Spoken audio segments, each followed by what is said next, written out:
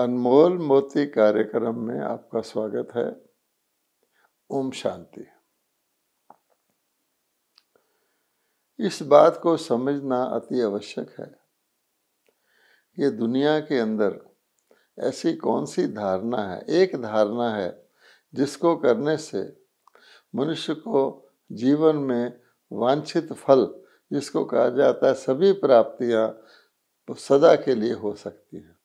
तो आज हम इसी बात पर चर्चा करेंगे कि मनुष्य अनेक प्रकार के प्रयत्न अनेक दिशाओं में करते रहते हैं सुख शांति की खोज में, लेकिन सुख शांति तो और दूर होती जा रही है जैसे जैसे दुनिया के अंदर तमो प्रधानता कलयुग का दौर बढ़ता जा रहा है। और होती भी अगर किसी को प्राप्त है तो अल्पकाल थोड़े समय के लिए होती है और अनेक प्रयत्न करते रहते हैं। वो अपने स्वास्थ्य के लिए अलग प्रकार के प्रयत्न करते हैं, रोग मुक्ति के लिए अनेकानेक अस्पताल खोले हुए हैं, एक एक अंग के विशेषज्ञ डॉक्टर हैं। इसी प्रकार से धन उपार्जन के लिए अनेक प्रकार की अन्य प्रकार की मेहनत करते रहते हैं, पारिवारिक सुख के लिए पूजा पाठ आदि करते रहते हैं, लेकिन उनको प्राप्ति नहीं हो रही है। अनेक यत्न करने के बाद भी हम देखते हैं जो थोड़ा बहुत सुख शांति मनुष्य को पिछले जन्म में था, अगले जन्म में वो भी धीरे धीरे खत्म होता जा रहा है। हम सब जानते हैं।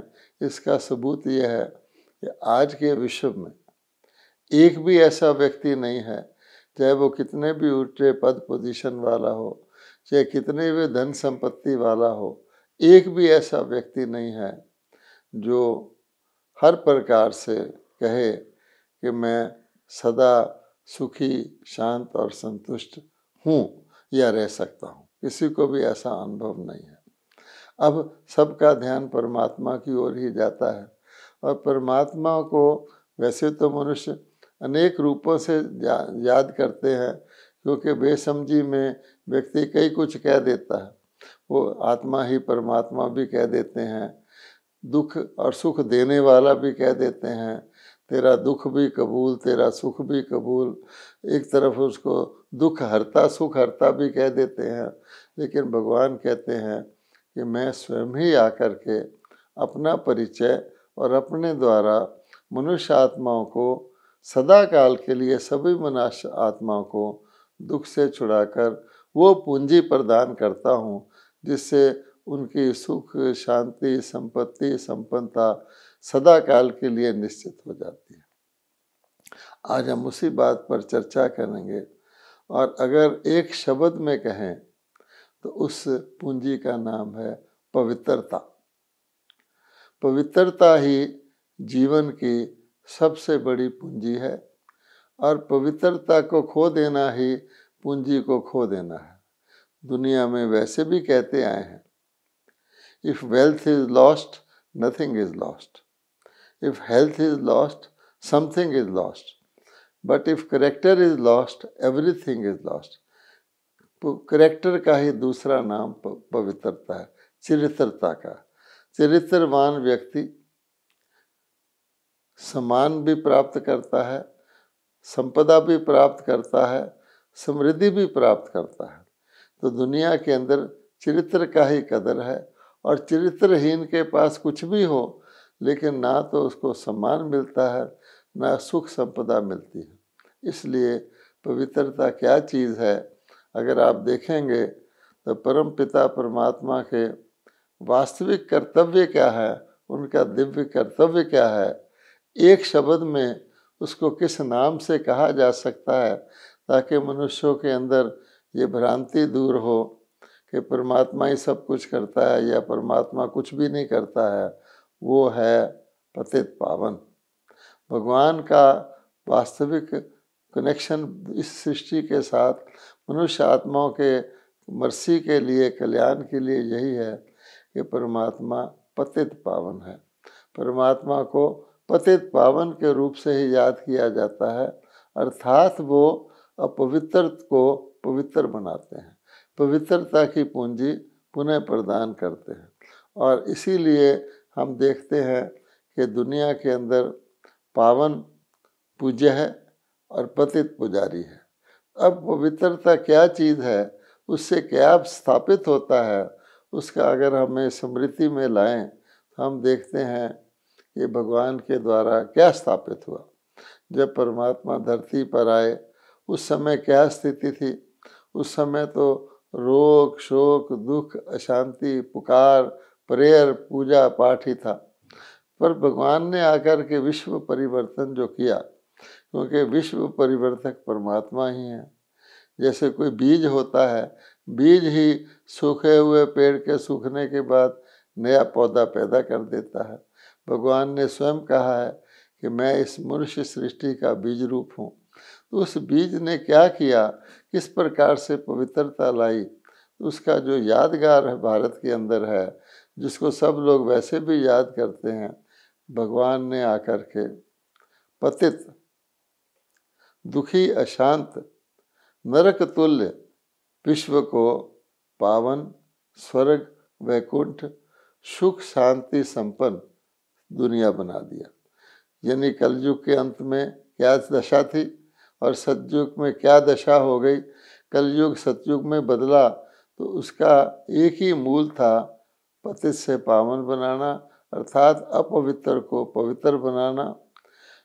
सतयुग में कोई अपवित्र होता ही नहीं और कलयुग में कोई पवित्र नहीं होता है। इस बात को भी हमें समझना है, क्योंकि आजकल हम ये भी समझते हैं कि शायद कलयुग में कोई पवित्र आत्मा होगी। हम कईयों को ऐसा सम्मान भी देते हैं। अब उसको हमने गहराई से समझना है, क्योंकि हम अंधश्रद्धा के बस कुछ ना करें। और ज्ञान जिसको कहा जाता है, ज्ञान एक प्रकाश है, ज्ञान एक रोशनी है, ज्ञान एक एनलाइटनमेंट है। उस दृष्टिकोण से हम इसको देखें। अब आप जानते हैं कि आज की दुनिया दुखी है। उसको स्वर्ग तो नहीं कहेंगे, क्योंकि जब कोई शरीर छोड़ता है तो कह देते हैं फलाना स्वर्ग सुधारा, इज्जत देने के लिए। अवश्य ही यहाँ स्वर्ग नहीं है, इसलिए तो स्वर्ग से धारा कहते हैं। फिर रोते भी हैं, अरे भाई अगर सच्ची मुच्ची स्वर्ग में गया होता तो रोते क्यों हो, वो तो अच्छी जगह गया। तो भगवान कहते हैं पतित ही दुख का कारण है, और काम, क्रोध, लोभ, मोह, अहंकार, ये 5 विकार ही पतित पने की निशानी है। किसी भी व्यक्ति में अगर काम, क्रोध, लोभ, मोह, अहंकार हैं तो पतित है, और वो दुखी जरूर होगा, क्योंकि उसके सारे कर्म भी विकर्म बन जाएंगे, पाप कर्म बन जाएंगे। हम कोई लोग कहते हैं दुनिया के अंदर हिंसा खत्म हो जाए, अपराध खत्म हो जाए, मर्यादाओं को तोड़ना खत्म हो जाए तो ये दुनिया स्वर्ग हो जाएगी। ऐसा हो जाए कि दुनिया में शांति हो जाएगी। लेकिन कहने से नहीं होता। ना नौमन तेल हो ना राधा नाचे, ये कहावत प्रसिद्ध है। यानी राधे कृष्ण का, लक्ष्मी नारायण का जो राज्य आएगा उसके अंदर ये चीज़ अवश्य गायब होगी, जिसको हम कहते हैं हिंसा, अपराध। आज की दुनिया में तो आप देखेंगे प्राकृतिक आपदाएं ही इतनी आ रही हैं, जो व्यक्ति कितना भी अपने आप को ठीक ठाक रखने की कोशिश करे, प्राकृतिक आपदाओं के आगे तो किसी का भी वश नहीं चलता। अब भगवान कहते हैं अपवित्रता किसको कहते हैं? अपवित्रता कहते हैं तमोगुणी बुद्धि को। जब कहा जाता है बुद्धि भ्रष्ट हो जाती है, अगर बुद्धि श्रेष्ठ हो, बुद्धि सात्विक हो तो निर्णय ठीक होता है। गीता में भी कहा गया है क्रोध से बुद्धि का नाश हो जाता है, जिससे सर्वनाश हो जाता है। और काम भी बुद्धि का नाश करने वाला है, अर्थात ये पतित बनाने वाला है। इसलिए तमोगुणी बुद्धि का सबूत क्या है कि तमोगुणी व्यक्ति जो होगा वो दूसरों में भी अवगुण देखेगा, अपने भी अवगुण देखेगा और अवगुणों को धारण करेगा। यहाँ तक उसकी हालत हो जाती है कलयुग में आकर के कि मनुष्य अपना भी भला नहीं सोच सकता। जो गुण देखने वाला है वो सबके भले की इच्छा करेगा, मन से भी भले की अच्छे की बात करेगा। लेकिन आज क्या है, आज एक सामान्य व्यक्ति को मान लो कि डॉक्टर उसका एग्ज़ामिन करता है और उसको कहता है कि भाई तुम्हें तो फ़ौरन हॉस्पिटल में दाखिल हो जाना चाहिए, चेक कराना चाहिए, तेरी किडनियाँ ख़राब हैं या तेरा लिवर ख़राब है। अब वो व्यक्ति सब कुछ भूल करके हॉस्पिटल और डॉक्टर की सोचने लगता है। लेकिन उससे अगर उसकी मनोस्थिति देखें तो वो इस बात को, वैसे बुद्धि से लोग समझते हैं कि मुझे अपने कर्मों का फल मिल रहा है और अपने गलत कर्मों का, पाप कर्मों का, अयथार्थ कर्मों का फल मिलता है किसी न किसी रूप में। अब मुझे हॉस्पिटल में जाना पड़ रहा है और मेरे कर्मों के फल के अनुसार मैं हॉस्पिटल से ठीक ठाक होकर बाहर भी आ सकता हूँ और कर्मों के फल के अनुसार अगर मेरी ये अंत समय आ गया है तो मुझे कोई बचा नहीं सकता। लेकिन आज हर व्यक्ति, क्योंकि वो भला सोचता ही नहीं है, अपना भी भला नहीं सोच सकता, वो उसके अंदर फौरन संकल्प चलने लग जाते हैं, हॉस्पिटल तो जा रहा हूँ। वो भयभीत हो जाता है अगर मुझे कुछ हो गया तो, और उसके बाद अनुमान के आधार पर फिर क्या होगा, फिर क्या होगा, ऐसी चिंताग्रस्त वो हो जाता है, भयभीत हो जाता है। इसका कारण क्या है कि मनुष्य के अंदर कमज़ोरी, अवगुण, अपने भी और दूसरों के भी देखने का संस्कार है। इसलिए भगवान कहते हैं कि जो पावन बनने की बात है, जा कर के मंदिरों में प्रेयर तो करते हैं, हम पावन बन जाएं, देवी देवताओं के आगे भी जाके कहते हैं आप देखेंगे उनकी महिमा करेंगे क्या और अपनी करेंगे क्या, कि आप सर्वगुण संपन्न हो, 16 कला संपूर्ण हो, संपूर्ण निर्विकारी हो, मर्यादा पुरुषोत्तम हो, आदि आदि। फिर अपने लिए कहेंगे मैं नीच हूँ, पापी हूँ, कपटी हूँ, आरती गाएंगे, काम क्रोध मेरे अंदर है, मुझे हे भगवान कामी, मुझे काम क्रोध से मुक्त करो, आदि आदि। अब देखिए, इसलिए जितने भी धर्म आज प्रचलित हैं, वरना धर्म में कहा जाता है religion is might, religion is power, लेकिन क्या इतने सारे धर्म होते हुए मनुष्य के अंदर वो आत्मिक मनोबल आता है, आत्मा की शक्ति आती है? नहीं, क्योंकि ये सारे धर्म भी दैहिक हैं। हर धर्म का शरीर से संबंध है। आप देखेंगे शरीर के जन्म के अनुसार या शरीर के अनुसार ही हम अपने धर्म का नाम लेते हैं। फिर हर धर्म में जो कर्म कांड कराया जाता है वो भी शारीरिक होता है कि तुम जाओ, तीर्थ यात्रा करो, पूजा पाठ करो, दान करो, पुण्य करो, जो भी है वो शारीरिक है। तो भगवान कहते हैं कि आत्मा का सुधर्म तो वो जानते ही नहीं है।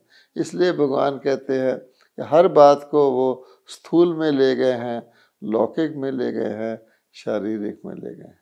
इसी श्रृंखला में अगर आप देखेंगे तो मनुष्य नदियों को पतित पावनी कहते हैं। हम सब जानते हैं कि वो गंगा, यमुना इत्यादि नदियों को, भारत के नदियों को पतित पावनी कहते हैं। और लगातार तीर्थ स्थान बने हुए हर नदी के ऊपर, वहाँ जाके स्नान करते हैं। और धार्मिक व्यक्तियों ने ऐसी परंपराएं और प्रथाएं बना दी हैं कि फलां दिन फलाने स्थान पर स्नान करने से ज़्यादा पुण्य मिलता है, ये विधि करो, इत्यादि इत्यादि। तो मतलब ये है कि नदियाँ भी पानी की पतित पावनी, और जिसको स्नान कराना है वो भी शरीर, क्योंकि आत्मा तो पानी के स्नान से पावन बनती नहीं। लेकिन ये यादगार किसका है कि आखिर नदियों को पतित पावनी क्यों करे हैं, जबकि भगवान को पतित पावन कहा गया है? तो मनुष्य नहीं जानते, इसलिए आप देखेंगे एक परमात्मा को भी पतित पावन कहेंगे, फिर जाके सीताराम को भी पतित पावन कहेंगे, पतित पावन सीताराम, फिर नदियों को, गंगा यमुना को भी पतित पावनी कहेंगे। तो इसका पीछे कुछ ना कुछ आधार तो होता है, कोई ना कोई स्मारक होता है, भले उसका रूप बदल जाता है, उसका यथार्थ अर्थ बदल जाता है, पर कुछ ना कुछ उसके पीछे कोई सत्यता भी होती है। तो वास्तव में क्या है वो आज हम उस बात पर चर्चा करेंगे कि भगवान कहते हैं कि भारत की माताओं को, भारत की शक्तियों को, जिनको शिव शक्तियाँ भी कहा गया है, वो वास्तव में चैतन्य ज्ञान गंगाएं हैं। चैतन्य ज्ञान गंगे हैं, और उनको वैसे भी आप जानते हैं शक्तियों को असुर संहारनी कहते हैं, अर्थात जिससे आसुरी संस्कारों का समाप्ति होती है। तो भारत के अंदर आप जानते हैं कि देवियों की शक्तियों की 2 बार पूजा होती है। उनको शिव शक्तियाँ कहा जाता है, उनको असुर संहारनी कहा जाता है, उनके अनेक प्रकार के नाम लिए जाते हैं। अब उनके नाम इस प्रकार से कैसे लिए गए? परमात्मा अगर पतित पावन है तो ये शक्तियों को पतित पावनी क्यों कहा गया, जिसका रूप फिर गंगा आदि को पतित पावनी कह दिया गया? ये भी कहा जाता है शिव से गंगा निकली थी और भागीरथ शंख बजाते हुए गंगा को भारत में लाए थे। अब ये तो कथा है, लेकिन निराकार शिव है, उससे ज्ञान गंगा निकली। शंख बजाने का अर्थ है परमात्मा का अपना शरीर नहीं है, उनको शरीर धारण करना पड़ता है। तो ब्रह्मा के मुख से भगवान ने ज्ञान सुनाया, इसलिए ब्रह्मा के द्वारा स्थापना गाई हुई है। और वो ज्ञान किसने सुना, आगे उस ज्ञान का प्रचार प्रसार किसने किया, ये एक सोचने की बात है। तो कहा जाता है परमात्मा ही पतितों को पावन बनाते हैं। शिव के पास ही ज्ञान है पावन करने का, परंतु शिव निराकार है। सब जानते हैं कि जिसको हम परमात्मा ने नमः कहते हैं, शंकर शिव नहीं है, शंकर तो महादेव हैं, वो विनाश के निमित्त है पुरानी दुनिया के, लेकिन शिव परमात्मा। और वो ब्रह्मा मुख का आधार लेकर, क्योंकि ब्रह्मा कहा गया, शिव के आगे आप देखेंगे मंदिर में एक बैल भी दिखाया जाता है जिसको नंदीगण कहा जाता है, जिस पर शिव की सवारी दिखाई जाती है। परंतु उन्होंने शंकर जी को शिव मान के एक सचमुच का बैल रख दिया है, ऐसी बात नहीं है। लेकिन ब्रह्मा के मुख, ब्रह्मा ही वो नंदीगण है। अब उसके बाद भगवान कहते हैं मैं जो ज्ञान सुनाता हूँ ब्रह्मा के मुख से किसको सुनाता हूँ? एक हो गए शिव, एक हो गए ब्रह्मा उसके माध्यम, लेकिन पतित से पावन करने वाला ज्ञान सबसे पहले भगवान कहते हैं कि मैं पांडवों को और शक्तियों को सुनाता हूँ। भारत दुनिया के अंदर भी, भारत के अंदर भी पांडवों को भगवान की तरफ दिखाया गया है। तो भगवान ने पांडवों की सेना ली, शक्तियों की भी सेना कही गई है, लेकिन ये कोई हिंसक सेना, युद्ध करने वाली सेना नहीं थी। कौरव पांडवों में वास्तव में कोई युद्ध नहीं हुआ। युद्ध तो आसुरी संस्कारों और दैवी संस्कारों के बीच में हुआ। भगवान ने आसुरी संस्कारों को विनष्ट करवाया और दैवी संस्कार मनुष्य आत्मा में भरे। इसी प्रकार से प्रसिद्ध है देव असुर संग्राम। अब आप देखेंगे लोग कह देते हैं कि देव असुर में संग्राम हुआ, वास्तव में देवता तो किसी से लड़ते ही नहीं हैं, और देवता एक युग में होते हैं, असुर दूसरे युग में होते हैं। भगवान ने कहा है गीता में 16वां अध्याय में कि 2 ही संपदा होते हैं दुनिया के अंदर, एक दैवी संपदा, एक आसुरी संपदा। मनुष्य ये नहीं समझते कि जब दैवी संपदा होता है तो आसुरी का नाम निशान नहीं होता। जब आसुरी संपदा होता है तो देवी की केवल मंदिरों में मूर्तियाँ होती हैं, चैतन्य में कोई देवी देवता नहीं होता। अब दैवी संपदा से आसुरी संपदा तो धीरे धीरे बनती है, पर आसुरी को दैवी बनाने के लिए, पतितों को पावन बनाने के लिए, जैसे बीज ही नए वृक्ष को पैदा करता है, तो बीज रूप परमात्मा शिव जो हैं वो आकर के ब्रह्मा जी के मुख से ज्ञान सुनाते हैं। अब भगवान कहते हैं कि आसुरी संस्कार वालों को दैवी संस्कारों में परिवर्तित करना। एक हो गया आसुरी संपदा जो कलयुग के अंत में होता है, दैवी संपदा सतयुग की याद में होता है। तो आसुरी को दैवी में परिवर्तित करना ही परमात्मा शिव का काम है, वही पतित पावन है। तो वो जो माध्यम अपनाते हैं, भगवान कहते हैं कि ब्रह्मा के मुख से जो मैं ईश्वरीय ज्ञान देता हूँ, आत्माओं को पावन बनाता हूँ, वो क्या ज्ञान है, उससे किस चीज़ का श्रृंगार करता हूँ। तो अगर आप भगवत गीता, आज का गीता शास्त्र भी पढ़ेंगे तो उसमें 2 बातें मुख्य तौर पे बताई गई हैं। पहली बात तो ये बताई गई है, जोर देकर बार बार समझाकर, कि तुम आत्मा हो, शरीर नहीं हो। कोई भी गीता पढ़ ले, पहला लेसन गीता के यही है, तुम आत्मा हो, आत्मा शाश्वत है, आत्मा नाश नहीं होती, आत्मा को आग जला नहीं सकती, पानी डुबा नहीं सकता, इत्यादि इत्यादि। शरीर नश्वर है। तो तुम जो हो, जिससे भगवान कहते मैं बात कर रहा हूँ, तुम आत्मा हो, तुम अजर अमर अविनाशी हो। ज्ञान तुम्हारे अंदर आता है, अज्ञान भी तुम्हारे अंदर आता है, शरीर तो माध्यम है। पहला लेसन ये है। उसके बाद भगवान क्या कहते हैं कि तुम्हारे दुश्मन, आत्मा ही अपना मित्र है, आत्मा ही अपना शत्रु है। तो वास्तव में तुम्हारे दुश्मन कोई बाहर और चीज़ नहीं है, तुम्हारे अंदर ही जो 5 विकार पैदा हो गए हैं, जिसमें भगवान ने काम को महाशत्रु कहा है, क्रोध को भी बुद्धि का नाश करने वाला कहा है, लोभ को भी भगवान ने अज्ञान कहा है, ये तीनों को नरक के द्वार कहा है। अगर तुम नरक में हो, अपने जीवन को दुखी नरक तुल्य समझते हो, इसका कारण कोई और नहीं है, ये 5 विकार हैं। तो भगवान आकर के 5 विकारों, जिसको पतितपना कहा जाता है, उसको निकलवा कर दैवी गुणों की धारणा करवाते हैं आत्मा को। तो दैवी गुणों का श्रृंगार ही पवित्रता है, और आत्मा विकारों से मुक्त हो जाती है तो देवता तुल्य बन जाती है। अब भगवान कहते हैं पतित पावन तो मैं परमात्मा हो गया। फिर पतित पावनी नदियाँ क्यों दिखाई गई हैं? तो भगवान कहते हैं मैं तो निराकार ब्रह्मा जी के द्वारा जो मेरे बच्चे पांडव बनते हैं, आत्माएं मेरी तरफ आते हैं, या शक्तियाँ बनती हैं, शिव शक्तियाँ, उनको मैं ये ज्ञान देता हूँ।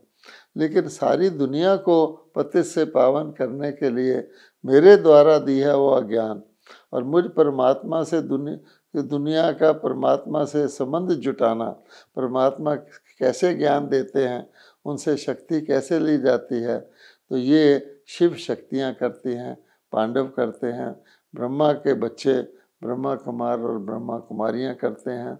और इसलिए हम ये कह सकते हैं कि कलयुग अंत और सतयुग आदि के संगम युग पर जो ब्राह्मण बनते हैं, सच्चे ब्राह्मण बनते हैं, वो एक प्रकार से मास्टर पतित पावन है। यानी पतित पावन तो परमात्मा है, लेकिन उनके द्वारा जो वो स्वयं पावन बनते हैं और अन्य आत्माओं को पावन बनने का संदेश देते हैं, वो भगवान का पैगाम देते हैं, पैगंबर हैं, मैसेंजर हैं। इसलिए उनको, उन बच्चों को जिसमें महलों की प्रधानता होती है कि भगवान मातृशक्ति के द्वारा ही ये कार्य मुख्यतः करवाते हैं, उसके कारण से नदियों के नाम देवियों पर रख दिए गए हैं। नदियों का पानी वास्तव में पतित से पावन करने वाला नहीं है, लेकिन सतयुग में जो पावन देवी देवता होते हैं, उससे पहले वो ये ईश्वरी सेवा करते हैं, आत्माओं को ईश्वरी मैसेज देते हैं, उनका ध्यान परमात्मा की तरफ लगवाते हैं।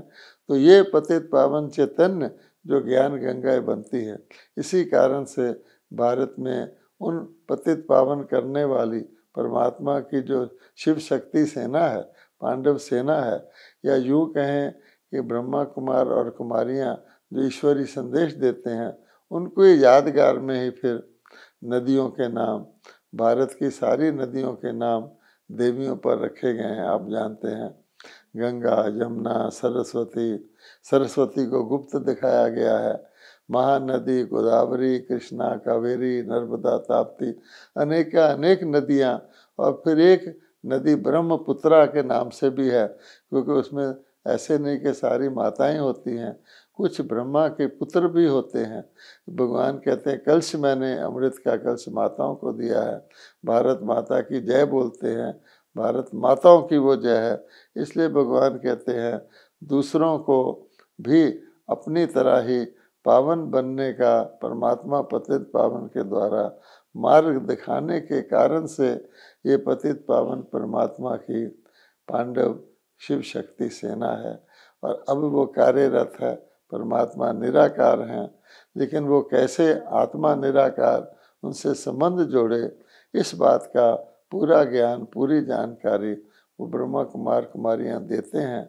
और प्रमाण है कि पिछले 70-80 वर्षों में लाखों परिवार केवल भारत में नहीं बल्कि सारे विश्व में, क्योंकि परमात्मा तो सारे विश्व का परम पिता है, जो आत्माएं सतयुग में थीं, क्योंकि सतयुग में विश्व ही भारत था, भारत ही विश्व था, चक्रवर्ती महाराजा महारानी, श्री लक्ष्मी श्री नारायण, ये 8 पीढ़ियाँ चलती हैं और डिटेल नहीं बताते, किंतु भाव ये है कि सारे विश्व में अनेकों लाखों परिवार इस ज्ञान को धारण करके पावन बन रहे हैं, पवित्रता की पूंजी को धारण कर रहे हैं। पवित्रता ही सुख और शांति की जननी है।